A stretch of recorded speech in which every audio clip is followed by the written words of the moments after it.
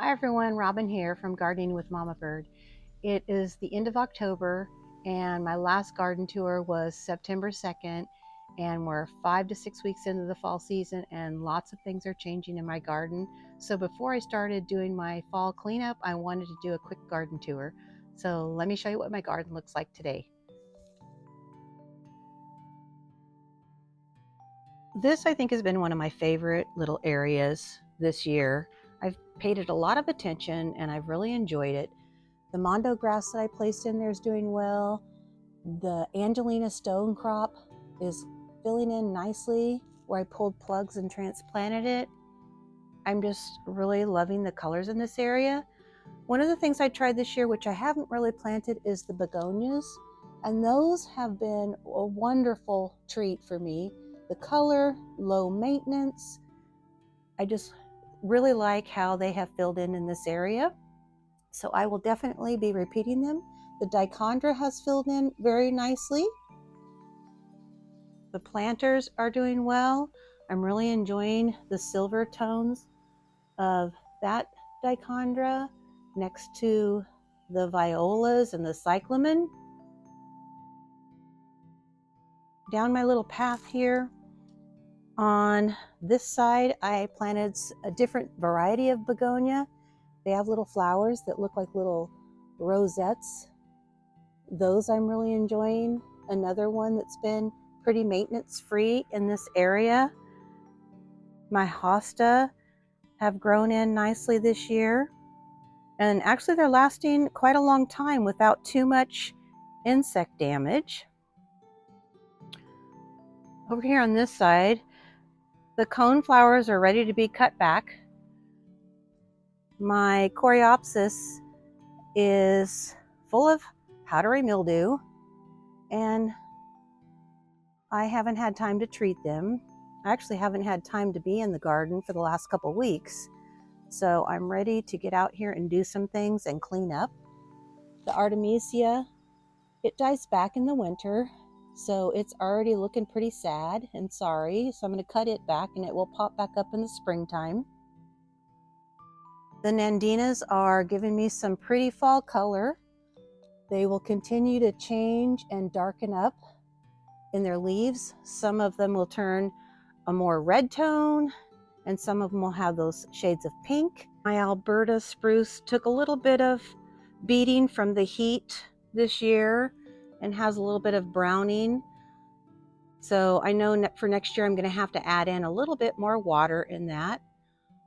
My ivy is growing out. It looks like it needs a little bit of pruning or training into the heart shape that I have in there.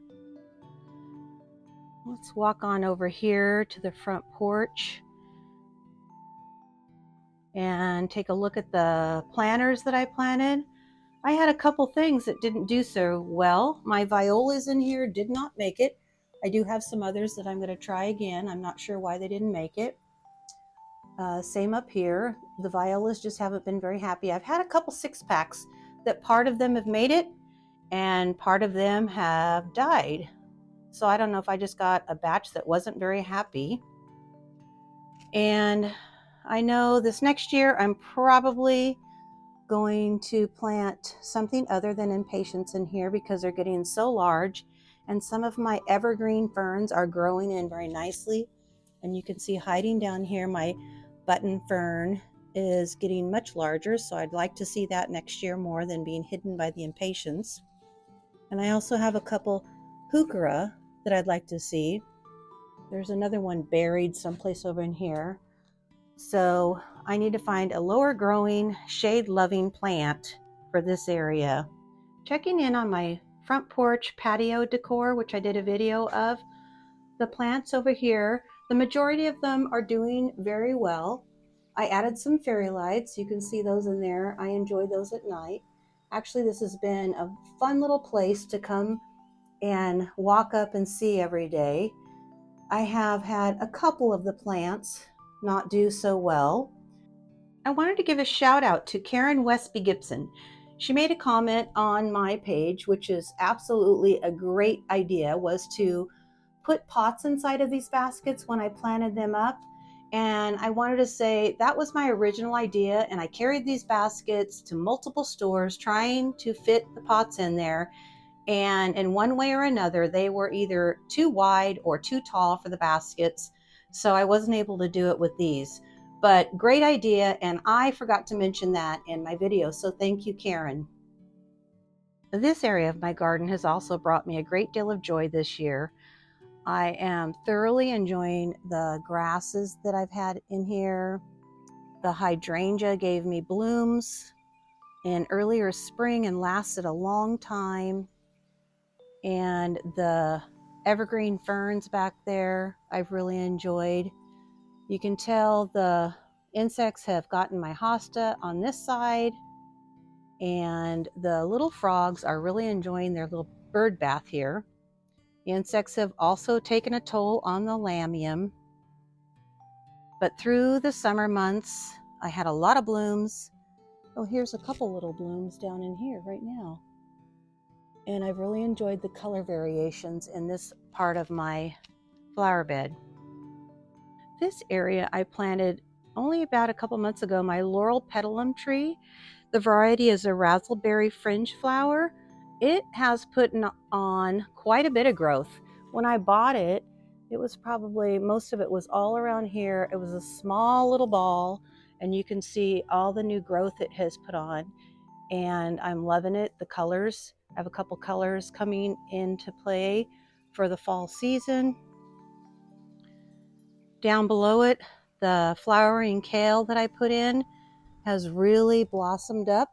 Those are getting much larger. My Swan River daisies behind that, these all took a hit by some powdery mildew, so I'm not sure what I'm going to do with those. My Peruvian lily is in bloom again in this area, and like I said before, these go in and out of being in bloom or looking a little shabby, but it's one of my favorite flowers and I thoroughly enjoy having them in here. The lamb's ear is ready for a trim job, and it too has been recently affected by the insects. They're nibbling little holes all over the place. So that's another reason that I'm excited to get out here and do some cleanup and see. I probably put some diatomaceous earth down in the soil. This area here, I believe I only planted 2 vincas. There are much more than 2 vincas, and I only planted them in white. Vincas, the white tones seem to reseed heavily in my area, zone 9B, Northern California. This Peruvian lily is looking pretty sad, so it needs a little bit of cleanup. But you can see down in here, these are the same thing, and they're starting to perk up and will soon probably provide me a few blooms. Oh, here's one back here where I do have some blooms coming in. So like I say, they go in and out. There'll be some that look pretty shabby for a while, and then some that get fully lush, and I really like the blooms on them. This is another area of my front yard garden that's gotten a lot of attention this year for me, and I've enjoyed planting out here. I know you probably do the same thing. You find a little area in your garden that inspires you, and that seems to be a little corner for a while. Well, this has been a little area that I have been focusing on. I added this ground cover, which is a full sun ground cover, and they were tiny little things, and those are growing in very well. The phlox behind it, the blooms are about done for the season. I'll trim those back and I'll see if they will winter over. I'm not sure if they will, but we'll see. The grasses are starting to look tired. When they turn brown, I will trim those back, but for now, I'll leave them. Over in this area, I have, you go shopping at the garden center and you buy plants and you have a plan to put them somewhere. Well, that's what this little pile is that I've been nursing, but I haven't had time to do anything with them. The Bobo hydrangeas are the first time in my garden. I planted those when it was super hot outside. I've been pleased with how well they're doing, and I really love the color tones. You can see the pink starting to come in on them. Let me show you, this one has more pink in it. Look at the pink on that. I just love the faded pink tones on that. Now here, I guess you see the good, bad, and the kind of ugly over here. This is my Coreopsis, which is full of powdery mildew. The coneflowers have seen better days. Those two are ready to be trimmed back. So you can tell there are many things in the garden with the season changing that are starting to be affected by the weather and ready to be tidied up a bit. Down below this, I have more Artemisia. About maybe 4 weeks ago, it was filled with caterpillars, and I found out that they were not caterpillars that I would be worried about, but instead would turn into butterflies. So I just let them have their little time in that area, and I will clean it up here soon. This area along here between me and the neighbors has been an area that I've struggled to figure out what to do. And since I did the no-dig method and extended the flower bed, I think now I have some things that I'm going to be beginning to plant in there. Along on this one, which this area too was widened, I've just played a little bit with this. I actually have changed out the sweet pea plants that I had in there, replaced them with some boxwood that should grow in a nice round sphere all along here and hopefully not require too much trimming. The alyssum that I planted has filled in nicely, and I've really been enjoying the purple tones. I love the dark purple colors in those.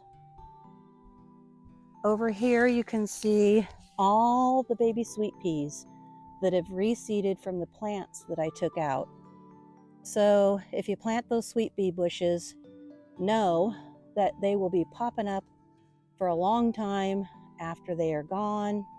If you don't mind that, look, I have a little crew of them over here that need to be taken out.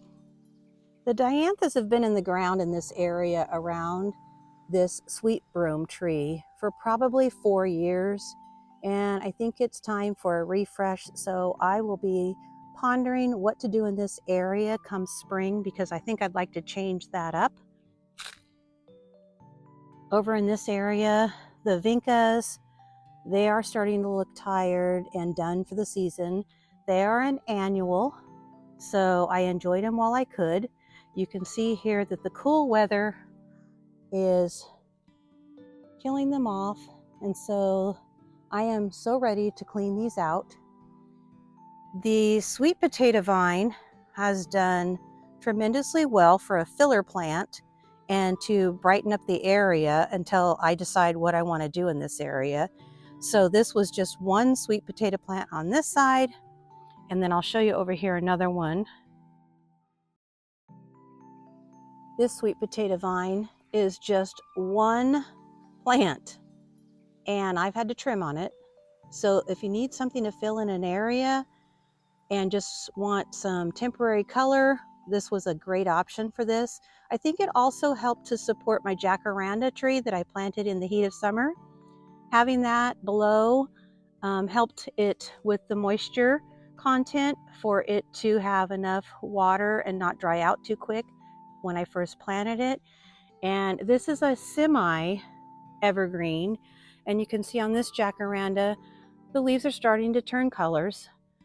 A lot of them will fall off, some of them will not, and it will replenish in the spring. This area of the garden had a little purple, silver blue theme going on that I enjoyed. I planted the Dusty Miller New Look from seed, and I found it interesting that if you look at these, the size of these, and then you span over to this side, which got a little bit more sun, they grew quite larger and have just been super pretty to see in the garden. I hope you enjoyed that quick little tour of the garden before I get in here and start taking some things out and doing my fall cleanup. And another thing that's been on my mind for over a month is I need to get in the backyard and pay my backyard some attention. So I hope you enjoyed the video, and I'll see you soon in the next one. Bye for now, and happy gardening.